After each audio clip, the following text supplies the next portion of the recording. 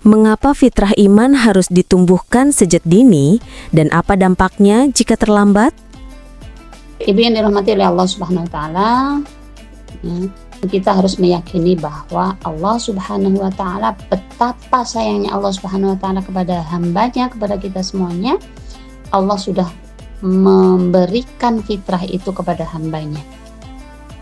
Mana buktinya? Buktinya di surah Al-A'raf ayat 172. A'udzubillahi minasyaitonirrajim. Bismillahirrahmanirrahim. Wa idz akhadha rabbuka min bani adama min zuhurihim dzurriyyatahum wa asyhadahum ala anfusihim alastu birabbikum qalu bala.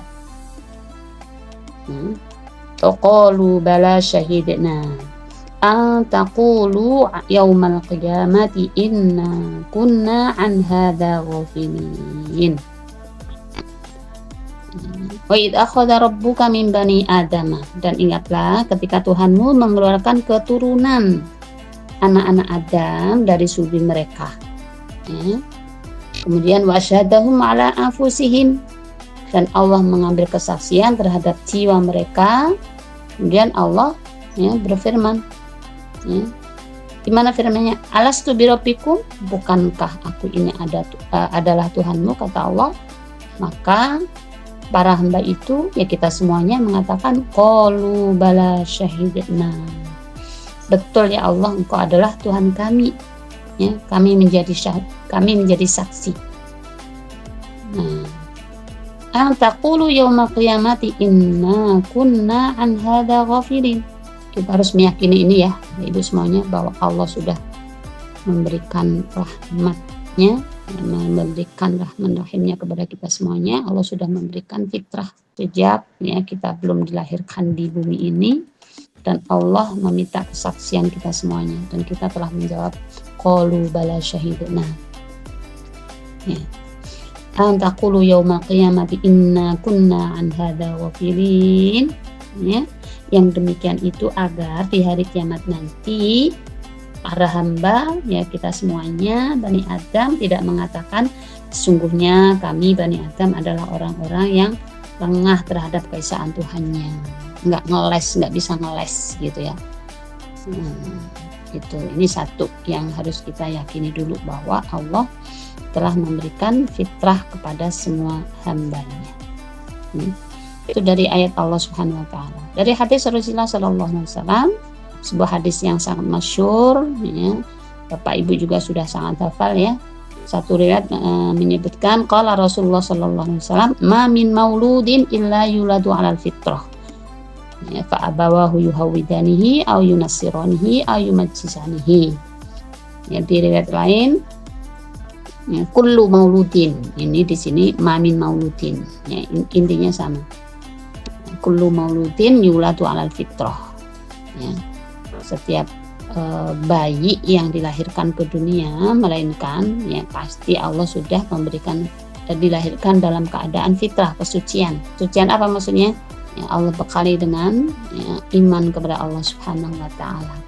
Dibekali iman lewat apa? Lewat hatinya, lewat matanya, dan seluruh panca inderanya untuk bisa mengenal Allah Subhanahu wa taala. Nah, hanya saja kenapa setelah lahir ada yang Nasrani, ada yang Majusi, ada dan lain-lain Maka dalam hadis ini jauh-jauh beberapa ribu tahun yang lalu Rasul mengabarkan fa'abawahu. Itu diantara sebabnya adalah karena orang tuanya. Kemudian kedua orang tuanya lah yang akan atau yang diantara penyebabnya mereka menjadi Yahudi, mereka menjadi Nasrani, mereka menjadi Majusi. Baik, ini dasar yang harus kita yakini. Kembali ke pertanyaan tadi. Nah, kenapa fitrah itu harus dijaga sejak dini, sedini mungkin, sekecil mungkin? Iya, karena pertama terkait dengan usia anak. Bahwa usia anak di masa anak-anak 0, kalau para ahli tentang psikologi anak 0 sampai 5 itu disebut usia emas atau golden age ya. Masa kanak-kanak adalah masa ya bukan hanya masa emas tapi sekaligus masa yang sangat berpengaruh terhadap tahun-tahun berikutnya, terhadap masa remajanya, masa dewasanya. Sekaligus juga masa yang sangat kritis ya. Untuk apa? Untuk pembentukan karakter dan iman anak pada tahun-tahun setelahnya. Nih, yang pertama, kenapa harus ditanamkan sejak dini? Ya iya, karena terkait dengan waktu dan usia. Ini kesempatan yang emas loh. Yang kesempatan itu nggak akan bisa kita kembalikan lagi, nggak akan bisa terulang lagi. Kalau sudah lewat ya udah, selamat berpisah dengan masa anak-anaknya. Tinggal PR-nya di masa berikutnya. Nah, maka kita sebagai orang tua, pendidik, ya, keluarga besar perlu dengan optimal ya, memanfaatkan sebaik-baiknya usia emas pada anak. Di antaranya juga ya, para ahli menyebutkan karena usia anak ini ibaratnya ya usia masih kosong, belum banyak pengaruh gitu, belum banyak warna, ibaratnya kertas putih. Kalau orang berat menyebutnya dengan teori tabula rasa, masih putih bersih. Siapa yang nyoret? Ya, yang nyoret harusnya yang nyoret dengan mau kasih warna baik adalah kita orang tuanya. Ya, makanya Rasul sudah mengingatkan fa innama abawahu. Nah, jadi yang pertama karena alasannya karena waktu masa ya yang sangat penting untuk segera menanamkan, menguatkan kembali iman yang sudah Allah berikan sejak belum dilahirkan. Alasan kedua, kenapa perlu segera dijaga fitrah itu? Karena kita sebagai orang tua, kalau merasa kita sebagai orang tua dan merasa dikasih amanah, ya sudah otomatis harusnya fitrah yang sudah Allah berikan itu juga amanah bagi kita. Amanah untuk menjaganya. Berarti yang kedua adalah tinjauan dari sisi tanggung jawab orang tua ya, untuk melaksanakan amanah dari Allah Subhanahu wa Ta'ala. Karena anak diantaranya adalah sebagai amanah dari Allah kepada orang tuanya. Ya. Nah, Allah sudah kasih fitrah ini loh. Ya. Maka kita sebagai orang tua ya berkewajiban untuk menjaga dan merawatnya. Yang ketiga, ya, kaitannya dengan keimanan, ya, sebagai bentuk syukur kita kepada Allah Subhanahu wa Ta'ala atas fitrah iman yang Allah tanamkan kepada anak kita. Maka ya harus secepat mungkin bentuk syukur itu kita ekspresikan dengan kita jaga, kita rawat, kita pupuk sejak anak masih usia dini. Ya. Makanya ibu yang dirahmati oleh Allah ini sudah dikasih ajaran loh sama Allah. Begitu lahir disunahkan untuk apa? Diadzanin sebelah kanan. Ya. Kenapa demikian? Iya, agar ketika lahir fungsi telinga yang sudah Allah berikan perannya, maka kalimat yang pertama didengar adalah kalimat tauhid. Bayi yang lahir itu yang lebih dulu mana mendengar dengan melihat? Lebih dulu mendengarkan ya Bapak Ibu. Kalau melihat kan belum tentu bisa melihat kan. Maka yang Allah sunahkan ya kepada kita orang tua adalah mengadzani bayi dari atau lewat telinga kanannya. Ya, dan apa Bapak Ibu? Mengikomahi, membacakan lafal ikomah di telinga sebelah kiri. Ya. Allah sudah memberikan sarananya berupa sunnah-sunnahnya. Ini dari sisi keimanan. Kalau berbicara sunnah menyebut bayi ya, nah, dari sisi fisik maka ada tahnik ya, tahnik mengoleskan kurma lembut di langit-langit. Untuk apa? Agar langit-langitnya kuat. Kalau langit-langitnya kuat ya, maka ngisep asinya semakin kuat. Kalau ngisep asinya semakin kuat, maka fisiknya semakin sehat. Jadi imannya kuat, fisiknya juga sehat. Fisiknya sehat, insya Allah anak jadi cerdas. mendukung para generasi menjadi seorang alim, ya, mustaqof tadi, gitu. Itu yang alasan yang kedua. Ya.